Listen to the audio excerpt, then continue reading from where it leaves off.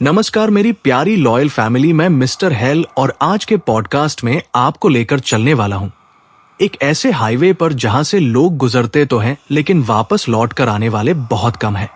ये वही रास्ता है जिसके बारे में ड्राइवरों का कहना है कि यहाँ कोई दिखाई देता है, कोई ऐसी परछाई जो आपके ट्रक में बैठ जाती है और फिर आपकी जिंदगी हमेशा के लिए बदल जाती है। कहते हैं कि इस सुनसान हाईवे पर हर रात एक लड़की की आत्मा भटकती है। बारिश की रातों में अक्सर ट्रक ड्राइवरों ने उसे देखा है, कभी मदद मांगते हुए, कभी पीछा करते हुए और कभी खून से लथपथ चेहरे के साथ मुस्कुराते हुए। ये कहानी सिर्फ एक भूतिया किस्सा नहीं है, बल्कि इसमें छिपा है एक डरावना सच, एक ऐसी मौत की दास्तान जिसे सालों तक दबा कर रखा गया। और उस लड़की की आत्मा तब तक चैन से नहीं बैठी जब तक कि उसका गुनहगार सजा नहीं पा गया। तो दोस्तों तैयार हो जाइए, क्योंकि आज से शुरू होने जा रही है हाईवे की आत्मा की असली और खौफनाक कहानी। याद रखिएगा, ये कहानी कमजोर दिल वालों के लिए नहीं है, क्योंकि जब ट्रक की हेडलाइट्स बुझती हैं और सड़क पर सन्नाटा छा जाता है, तब कोई आपके साथ होता है, कोई जो इंसाफ चाहता है। चलिए शुरू करते हैं। रात का समय था, आकाश में काले बादल घिर चुके थे और दूर कहीं बिजली की चमक अंधेरे को चीरकर सन्नाटे को और भी भयानक बना रही थी। राष्ट्रीय राजमार्ग पर ट्रकें तेजी से दौड़ रही थी, कहीं से हॉर्न की आवाज तो कहीं से इंजन की घरघराहट सुनाई देती थी। लेकिन फिर भी इस सुनसान हाईवे पर एक अजीब सा खौफ पसरा हुआ था। यही वही हाईवे था जिसके बारे में दूर दूर तक किस्से कहे जाते थे। कहते हैं कि इस रास्ते पर अक्सर हादसे होते रहते थे और हादसों के बाद मरने वालों की आत्माएं भटकती रहती थी। ट्रक ड्राइवरों के बीच इस हाईवे का नाम मौत की सड़क के रूप में मशहूर हो चुका था। शिव कुमार एक ट्रक ड्राइवर था। उसका काम था माल ढोकर एक शहर से दूसरे शहर तक पहुंचाना। उस रात वह कोयले से भरा ट्रक लेकर दिल्ली से लखनऊ जा रहा था। रास्ता लंबा था और रात गहरी हो चली थी, लेकिन शिव कुमार के चेहरे पर थकान का नाम नहीं था। वो सालों से इसी पेशे में था। उसके लिए लंबा रास्ता और रात की नींद अब कोई मायने नहीं रखती थी। फिर भी उस रात कुछ अजीब सा था। हवा भारी थी, सड़क पर दूर तक कोई वाहन नजर नहीं आ रहा था। ट्रक की हेडलाइटें अंधेरे को चीरती हुई आगे बढ़ रही थी। तभी अचानक उसकी नजर सड़क के किनारे खड़ी एक लड़की पर पड़ी। लड़की भीग चुकी थी, उसके बाल अस्त व्यस्त थे और चेहरे पर अजीब सी उदासी थी। शिव कुमार ने तुरंत ब्रेक लगाया और ट्रक सड़क किनारे रोक दिया। वो लड़की धीरे धीरे उसकी ओर बढ़ी। उसका चेहरा साफ नजर आ रहा था, बड़ी बड़ी आंखें मानो किसी गहरे राज को छुपाए हुए हों। लड़की ने पास आकर कहा, भैया मुझे थोड़ी दूर तक छोड़ दीजिए, मेरी गाड़ी खराब हो गई है और आसपास कोई मदद नहीं है। शिव कुमार भले ही थक चुका था, लेकिन उसने लड़की की हालत देखी और मना नहीं कर पाया। दरवाजा खोला और उसे बिठा लिया। लड़की ट्रक की सीट पर चुपचाप बैठ गई। उसने धन्यवाद तक नहीं कहा, बस खिड़की से बाहर देखने लगी। ट्रक आगे बढ़ा तो शिव कुमार ने बात करने की कोशिश की। कहाँ जाना है बहन, उसने पूछा। लड़की ने धीमी आवाज में कहा, बस थोड़ी दूर आगे हाईवे से हटकर एक गांव है, वहीं तक छोड़ दीजिए।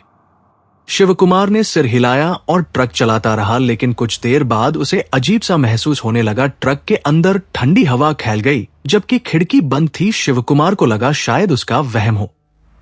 उसने लड़की की ओर देखा, उसकी आंखें बाहर अंधेरे में टिकी थी, मानो किसी को तलाश रही हो।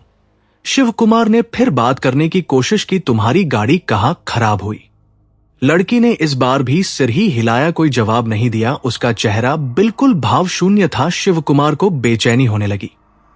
लगभग 10 मिनट तक ट्रक चलता रहा। अचानक लड़की ने कहा, बस यही रोक दीजिए। शिव कुमार ने ब्रेक लगाया। सड़क किनारे घुप अंधेरा था, आसपास कोई गांव नजर नहीं आ रहा था। उसने खिड़की से झांक कर देखा तो चारों तरफ वीराना था। उसने कहा, बहन यहाँ तो कुछ नहीं है, गांव कहाँ है? लड़की ने धीमी आवाज में कहा, आप ट्रक आगे बढ़ाइए दाई और एक पुराना रास्ता मिलेगा, वही गांव जाता है। शिव कुमार ने ध्यान से देखा, सचमुच कुछ दूरी पर टूटी फूटी पगडंडी थी। ट्रक उस रास्ते पर चढ़ाया, लेकिन मुश्किल से 100 मीटर चला होगा कि अचानक ट्रक बंद हो गया। इंजन जैसे खुद ब खुद रुक गया। शिव कुमार ने चाबी घुमाई पर ट्रक चालू नहीं हुआ। उसने लड़की की ओर देखा, लेकिन उसकी सीट खाली थी। उसका दिल जोर से धड़कने लगा। उसने दरवाजा खोला, बाहर देखा, लेकिन चारों तरफ सिर्फ अंधेरा था। लड़की कहीं भी नजर नहीं आई। अचानक उसे किसी के फुसफुसाने की आवाज सुनाई दी, मानो कोई उसके ठीक कान के पास कह रहा हो, मुझे छोड़कर मत जाना। शिव कुमार का शरीर पसीने से तर हो गया। उसने कांपते हाथों से दोबारा ट्रक स्टार्ट करने की कोशिश की। इस बार इंजन गरज कर चल पड़ा। उसने तेजी से गियर डाला और ट्रक वापस हाईवे पर मोड़ दिया। लेकिन जैसे ही ट्रक हाईवे पर लौटा, उसे अपने पीछे किसी के दौड़ने की आवाज सुनाई दी। उसने शीशे से देखा, वो वही लड़की थी। वो ट्रक के पीछे तेजी से भाग रही थी और उसका चेहरा अब खून से लथपथ था। शिव कुमार ने डर के मारे एक्सेलरेटर पूरा दबा दिया। ट्रक रफ्तार पकड़ता गया, लेकिन लड़की उतनी ही तेजी से पीछे दौड़ती रही। उसकी आंखें चमक रही थी और उसके होठों पर हल्की सी मुस्कान थी, मानो वो शिकार के करीब पहुंच चुकी हो। कुछ देर बाद लड़की अचानक गायब हो गई, लेकिन शिव कुमार का डर कम नहीं हुआ। उसका दिल धड़क रहा था। उसने ठान लिया कि इस हाईवे पर अब कभी रात में नहीं चलेगा। लेकिन कहानी यही खत्म नहीं होती। ये तो सिर्फ शुरुआत थी, क्योंकि जिस हाईवे पर शिव कुमार चल रहा था वो सचमुच शापित था और उस पर भटकती आत्मा सिर्फ एक ड्राइवर की नहीं, बल्कि हर उस इंसान की तलाश में थी जिसने उसकी मौत के पीछे छिपे राज को नजरअंदाज किया था। शिव कुमार उस रात के बाद कई दिनों तक बीमार पड़ गया। ट्रक चलाने का उसका मन बिल्कुल नहीं कर रहा था। उसे बार बार वही खून से लथपथ चेहरा याद आता रहा, जिस रात उसने हाईवे पर उस लड़की को देखा था। उसके साथी ड्राइवरों ने जब ये बात सुनी तो किसी ने उसका मजाक उड़ाया तो किसी ने कहा कि तूने वही आत्मा देखी है जिसके बारे में सालों से किस्से सुनते आए हैं। कहते हैं इस हाईवे पर एक लड़की की रहस्यमय मौत हुई थी और तब से उसकी आत्मा यहाँ भटक रही है। कुछ लोगों ने बताया कि कई ट्रक ड्राइवरों की जान जा चुकी है। वे सब हादसे के शिकार बने, लेकिन हादसों के पीछे एक ही वजह थी, वो आत्मा जो अपने शिकार को घेर लेती थी। शिव कुमार का मन अब बेचैन रहने लगा। उसने सोचा कि वो लड़की कौन थी और आखिर उसकी मौत कैसे हुई थी। उसके भीतर एक अजीब सा डर तो था ही, लेकिन साथ ही साथ रहस्य जानने की चाह भी पैदा हो गई थी। एक दिन वो उसी ढाबे पर गया जहां अक्सर ट्रक ड्राइवर रुकते थे। वहां उसने ढाबे के मालिक बुजुर्ग राम प्रसाद से पूरी बात बताई। राम प्रसाद चुपचाप उसकी बातें सुनते रहे, फिर बोले, बेटा तूने जो देखा है वो कोई वहम नहीं है। कई ड्राइवर उस आत्मा से टकरा चुके हैं। फिर राम प्रसाद ने धीमी आवाज में कहा, यह किस्सा 20 साल पुराना है। इस हाईवे के किनारे एक छोटा सा गांव था। उस गांव की एक लड़की थी रंजना, बहुत सुंदर और सीधी सादी, लेकिन गांव के ही कुछ दबंग लड़कों ने उसके साथ जबरदस्ती करने की कोशिश की। जब उसने विरोध किया तो उन्होंने उसे बुरी तरह मार डाला और उसकी लाश इस हाईवे पर फेंक दी। उस रात तूफान था, बारिश हो रही थी और बिजली चमक रही थी। उसी अंधेरे में उसने दम तोड़ा, तब से उसकी आत्मा यहीं भटक रही है। राम प्रसाद ने कहा, कई लोग बताते हैं कि वो आत्मा रात में मदद मांगने के बहाने सामने आती है और जब कोई उसे साथ ले लेता है तो वो उनका पीछा कभी नहीं छोड़ती। कई हादसों के पीछे उसी की परछाई है। शिव कुमार ये सब सुनकर सन्न रह गया। उसने सोचा कि शायद वही आत्मा उस रात उसके ट्रक में बैठी थी, लेकिन अब वो और ज्यादा डरने की बजाय सच्चाई जानना चाहता था। कुछ दिनों बाद उसने तय किया कि वो फिर उसी रास्ते पर जाएगा, लेकिन इस बार अकेले नहीं। उसके साथ उसका दोस्त बलराम भी होगा। बलराम भी ट्रक ड्राइवर था, लेकिन वो निडर और हिम्मती था। उसने कहा, मैं देखना चाहता हूं कि ये सब वाकई सच है या सिर्फ अफवाह है। दोनों ने एक रात ट्रक में माल लादा और उसी हाईवे की ओर निकल पड़े। रास्ते भर बलराम हंसता रहा, बोला, यार तू भी कैसा डरपोक है। एक साधारण हादसा हो गया और तू समझ बैठा कि भूत दिख गया। लेकिन जैसे ही रात गहराने लगी और ट्रक उसी जगह पहुंचा जहां पिछली बार शिव कुमार ने लड़की को देखा था, अचानक ट्रक की हेडलाइट के सामने वही आकृति दिखाई दी। एक लड़की जो भीग चुकी थी, उसके बाल बिखरे थे और चेहरा बिल्कुल भावशून्य। शिव कुमार का खून जम गया। उसने ब्रेक दबा दिया। बलराम ने खिड़की से झांक कर देखा और जोर से चिल्लाया, अरे ये क्या सचमुच कोई है। लड़की धीरे धीरे ट्रक की ओर बढ़ी। उसके कदम भारी थे, लेकिन उसकी आंखें सीधी शिव कुमार पर टिकी थी, जैसे वो उसी को देख रही हो। बलराम ने कहा, दरवाजा मत खोलना, लेकिन इससे पहले कि वे कुछ कर पाते ट्रक का इंजन खुद ब खुद बंद हो गया। हेडलाइटें बुझ गई और चारों ओर गहरा अंधेरा छा गया। अचानक लड़की ट्रक की खिड़की के पास आकर खड़ी हो गई। उसने कांच पर हाथ रखा और उसके होंठ हिले। उसने कहा, मुझे छोड़कर मत जाना, मुझे इंसाफ चाहिए। शिव कुमार का शरीर कांपने लगा। उसने बलराम की ओर देखा, लेकिन बलराम की हालत भी खराब हो चुकी थी। दोनों समझ नहीं पा रहे थे कि अब क्या करें। उसी वक्त बाहर तेज हवा चली और आसमान में बिजली कड़की रोशनी में उन्होंने देखा कि लड़की का चेहरा अब खून से लथपथ था। उसकी आंखें बाहर निकल आई थी और गालों पर गहरे घाव थे। बलराम ने घबराकर दरवाजा खोला और नीचे कूद पड़ा। वो चिल्लाता हुआ सड़क की तरफ भागा, लेकिन कुछ ही कदम दौड़ा होगा कि अचानक उसका शरीर हवा में उठा और जोर से जमीन पर जा गिरा। उसकी चीख अंधेरे में गूंज उठी।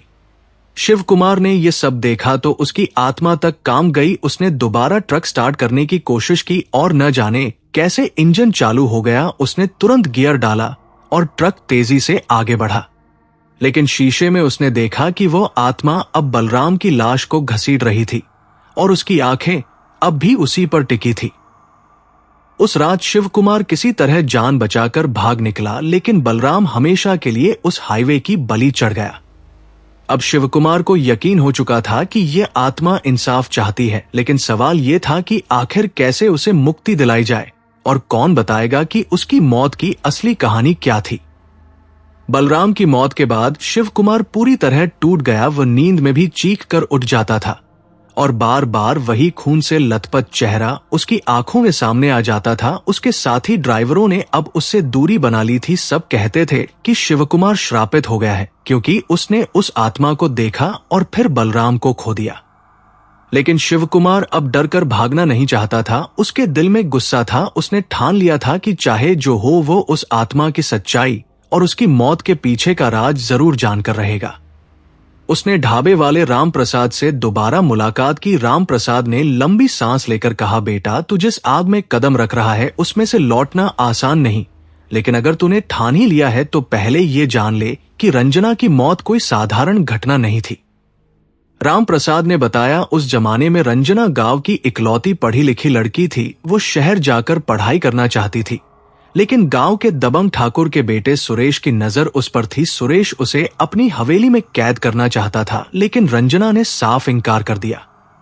इसी इनकार की कीमत उसे चुकानी पड़ी। एक रात जब वो शहर से लौट रही थी तो सुरेश और उसके साथी उसे जबरदस्ती उठाकर ले गए। उसके साथ अमानवीय बर्ताव किया गया और जब उसने विरोध किया तो उसे बेरहमी से मार डाला। फिर उसकी लाश हाईवे पर फेंक दी ताकि हादसा लगे।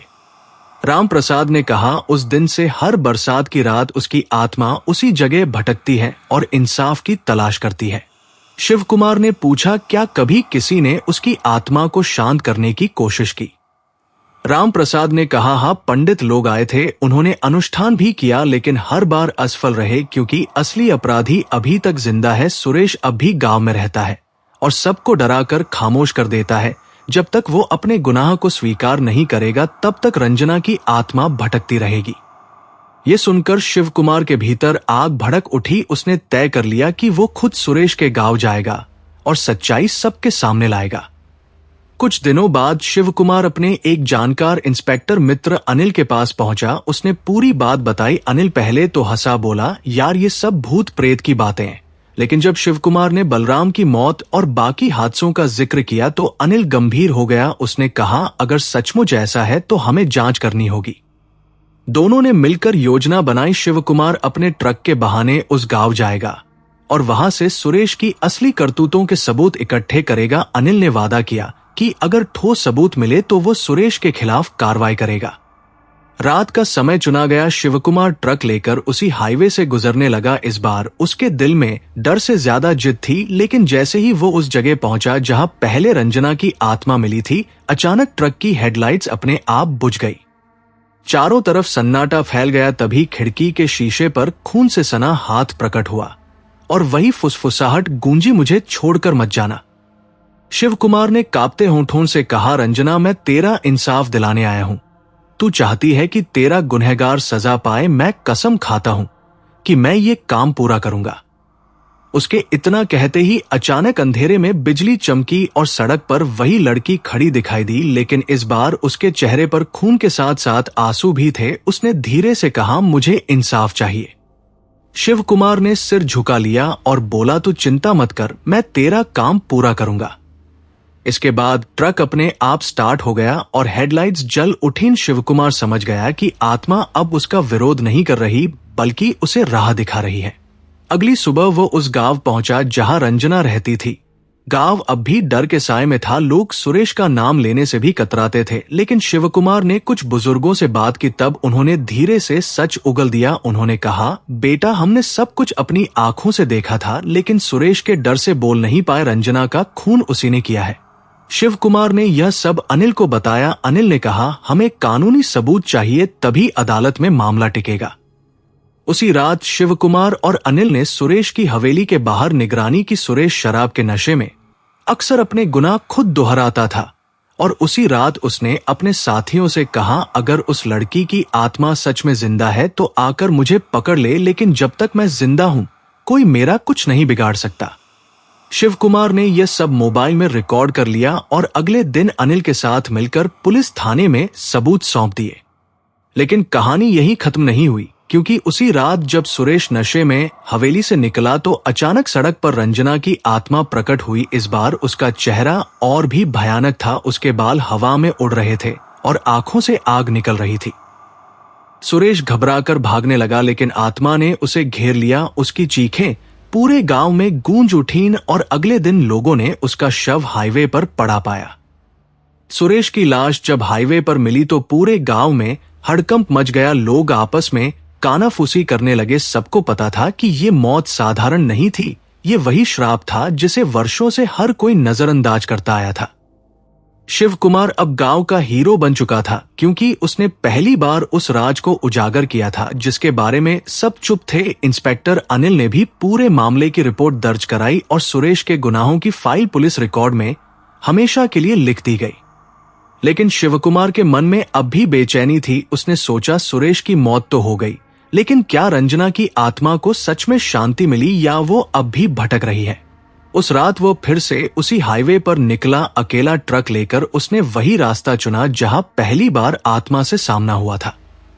आसमान में बादल गरज रहे थे, बारिश की हल्की बूंदें गिर रही थी। सड़क पर अंधेरा पसरा था और चारों तरफ सन्नाटा था। ट्रक की हेडलाइट्स उस सुनसान वीराने को चीरती हुई आगे बढ़ रही थी। अचानक ट्रक का इंजन बंद हो गया और लाइटें बुझ गई। वही पुराना खौफनाक सन्नाटा फैल गया, लेकिन इस बार शिवकुमार का दिल तेजी से नहीं धड़क रहा था। उसने खुद को संभाल लिया। धीरे धीरे ट्रक के सामने वही आकृति उभरी, रंजना की आत्मा। उसके बाल भीगे हुए थे, चेहरा खून से लथपथ, लेकिन आंखों में पहले जैसी क्रोध की चमक नहीं थी, बल्कि कुछ नरमी थी। उसने धीरे से कहा, तूने मेरा बदला पूरा किया, अब मैं चैन पा सकती हूं, लेकिन अभी एक बंधन बाकी है। शिवकुमार ने कांपती आवाज में पूछा, कौन सा बंधन? आत्मा ने कहा, जब तक मेरे माँ बाप मेरी असली मौत की सच्चाई नहीं जानेंगे तब तक मैं मुक्त नहीं हो सकती। उन्हें यही बताया गया था कि मैं हादसे का शिकार हुई थी, लेकिन उन्हें यह सच नहीं पता कि मेरे साथ क्या हुआ। शिवकुमार ने सिर झुका लिया और वादा किया कि वो उनके सामने सब सच रखेगा। अगली सुबह वो गांव गया और रंजना के बूढ़े माँ बाप के सामने बैठकर सब कुछ बता दिया। उसने कहा, आपकी बेटी हादसे से नहीं मरी थी, बल्कि उसे जुल्म और अत्याचार का शिकार बनाकर मारा गया था। असली गुनहगार सुरेश अब इस दुनिया में नहीं रहा, लेकिन उसकी सच्चाई सबके सामने आ चुकी है। ये सुनकर बूढ़े माँ बाप की आंखों से आंसू बह निकले। उन्होंने आसमान की ओर देखा और कहा, बेटी, अब तू चैन से सो सकती है, तेरा दर्द अब सबको पता चल गया है। उसी रात जब शिवकुमार ट्रक लेकर वापस लौटा तो हाईवे पर उसने आखिरी बार रंजना की आत्मा को देखा। इस बार वो खून से लथपथ नहीं थी, बल्कि सफेद साड़ी में खड़ी मुस्कुरा रही थी। उसके चेहरे पर संतोष था। उसने धीरे से कहा, धन्यवाद, मुझे अब मोक्ष मिल गया है। और अगले ही पल उसका रूप आकाश की ओर प्रकाश में बदल गया। शिवकुमार की आंखों से आंसू निकल आए। उसने महसूस किया कि उस हाईवे का बोझ अब हल्का हो गया है। रास्ता अब वैसा भयानक नहीं लग रहा था जैसा पहले लगता था। कुछ महीने बाद उस हाईवे पर हादसे रुक गए। ट्रक ड्राइवरों ने राहत की सांस ली। सबने मान लिया कि आत्मा को आखिरकार शांति मिल गई है। लेकिन शिवकुमार जानता था कि ये सब आसान नहीं था। अगर उसने हिम्मत नहीं दिखाई होती तो शायद वह भी बाकी ड्राइवरों की तरह उस आत्मा का शिकार बन चुका होता। उसने ठान लिया कि अब वो हर सफर से पहले ये दुआ करेगा कि किसी भी बेगुनाह की आत्मा इस धरती पर भटकने को मजबूर ना हो और इंसाफ हमेशा जिंदा रहे। रात का वो हाईवे जो कभी मौत की सड़क कहलाता था, अब नई सुबह का रास्ता बन चुका था, लेकिन हवा में आज भी एक हल्की सी फुसफुसाहट तैरती है, जैसे कोई कह रहा हो धन्यवाद। दोस्तों, ये थी हाईवे की आत्मा की पूरी दास्तान। एक ऐसी आत्मा की कहानी जिसे इंसाफ चाहिए था, जिसने सालों तक ट्रक ड्राइवरों को डराया, हादसे करवाए, लेकिन असल में वह सिर्फ चैन और मुक्ति की तलाश में थी। जब सच्चाई सामने आई, जब उसके गुनहगार का अंत हुआ, तब जाकर उस हाईवे से मौत का साया हट सका। और आज भी ट्रक ड्राइवर कहते हैं कि अब वो सड़क पर डर नहीं लगता। लेकिन बरसात की रातों में कभी कभी ऐसा लगता है मानो कोई फुसफुसा कर धन्यवाद कह रहा हो। दोस्तों, अगर आपको यह कहानी पसंद आई हो तो वीडियो को लाइक और चैनल को सब्सक्राइब जरूर करें। आपकी हिम्मत और सपोर्ट से ही मैं अगली कहानियां लेकर आऊंगा। और हां, अगर आप चाहते हैं कि आपकी टिप्पणी का जिक्र अगली कहानी में हो तो नीचे कमेंट करना मत भूलिएगा। तो मिलते हैं अगली रहस्यमयी और डरावनी कहानी में। तब तक के लिए सतर्क रहिए, क्योंकि सन्नाटे में कौन आपके साथ खड़ा है ये कोई नहीं जानता।